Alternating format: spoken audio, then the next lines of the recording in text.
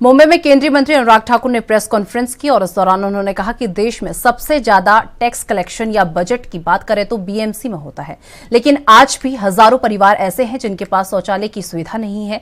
मैंने अधिकारियों से आग्रह किया है कि जो शौचालय अगले 2 साल में बनने थे वो अब 1 साल में बनकर देंगे। तो कल शाम को जो अधिकारियों के साथ बैठक भी हुई, उसमें हमारा प्रयास यही था कि जो जनता से फीडबैक मिली है उस पर उनका पक्ष सुना जाए।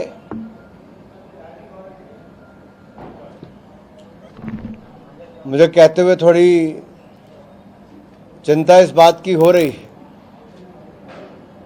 कि देश में सबसे ज़्यादा टैक्स कलेक्शन की बात करें या बजट की बात भी करें तो बीएमसी में होता है,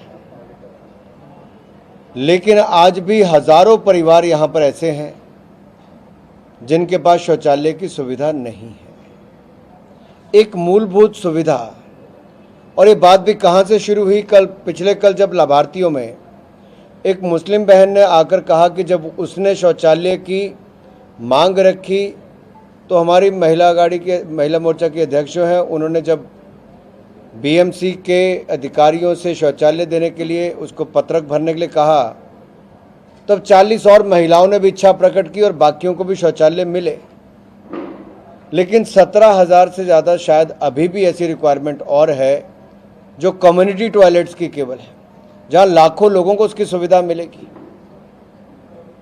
तो इतने भरे शहर में अगर शौचालय की सुविधा ना हो तो आप कल्पना कर सकते हैं महिलाओं के ऊपर, बुजुर्गों के ऊपर, बच्चों के ऊपर, आम जनमानस के ऊपर क्या बीतती होगी। अगले 2 साल का लक्ष्य बीएमसी ने रखा था। मैंने आग्रह अधिकारियों को किया तो उन्होंने उसको स्वीकार किया है कि अगले 1 साल के अंदर ही, ताकि वो अगले 1 साल के अंदर 15 अगस्त 2023 तक जो शौचालय अगले 2 साल में बनने थे उसको 1 साल में बना। दूसरा, खेलों की व्यवस्था पर मैंने पूछा कि क्या सुविधाएं हैं, क्या पॉलिसी है, तो शायद बीएमसी की कोई पॉलिसी खेलों को लेकर है ही नहीं। अब जिस शहर में करोड़ों लोग रहते हों और युवाओं के लिए खेलों की सुविधा ना हो, यह अपने आप में चिंता का विषय है। मैंने उनसे यह भी आग्रह किया कि एक रोड मैप बनाएं कि हम कौन सी सुविधाएं खेलों की बीएमसी के क्षेत्र में बना सकते हैं, जो ऑल वेदर भी हो, मल्टी स्पोर्ट्स भी हो। जब ये एक रिपोर्ट वो तैयार कर लेंगे तो उसके बाद हम उसके ऊपर कार्रवाई भी करना शुरू करेंगे। कल मुझे खेल मैदान में जाने का अवसर मिला, मैं किसी मीटिंग में जा रहा था, उसके साथ लगता ही मैदान था, तो बाकी मैदान तो कीचड़ से और पानी से भरा हुआ था। उस मैदान के एक छोटे से हिस्से में एक बास्केटबॉल का कोर्ट था जिसके ऊपर लोग क्रिकेट खेल रहे थे। ये मजबूरी केंद्र की योजनाएं, चाहे पोषण अभियान मान लीजिए, अब बच्चे मेलनरिश ना हो, कुपोषित ना हो, उसके लिए हमने योजना चलाई है। उसकी जानकारी उनके पास नहीं थी, अधिकारी नहीं थे, तो अगली बार वो देंगे।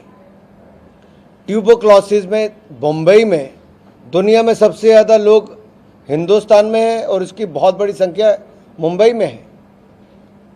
27% दुनिया की टीबी की आबादी हिंदुस्तान में है। 2030 दुनिया ने लक्ष्य रखा है टीबी मुक्त होने का, भारत ने 2025 रखा है।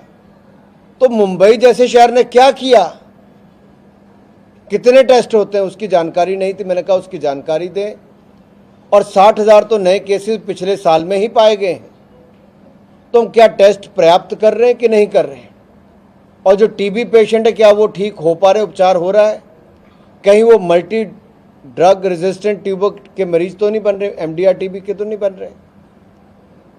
तो उसमें भी उनको आंकड़ा देने के लिए कहा है, क्योंकि अगर सफाई नहीं होगी, स्वच्छता अभियान नहीं चलेगा और शौचालय भी और वैसी परिस्थितियां होंगी तो एक टीबी मरीज से कई और को टीबी होने का भी खतरा।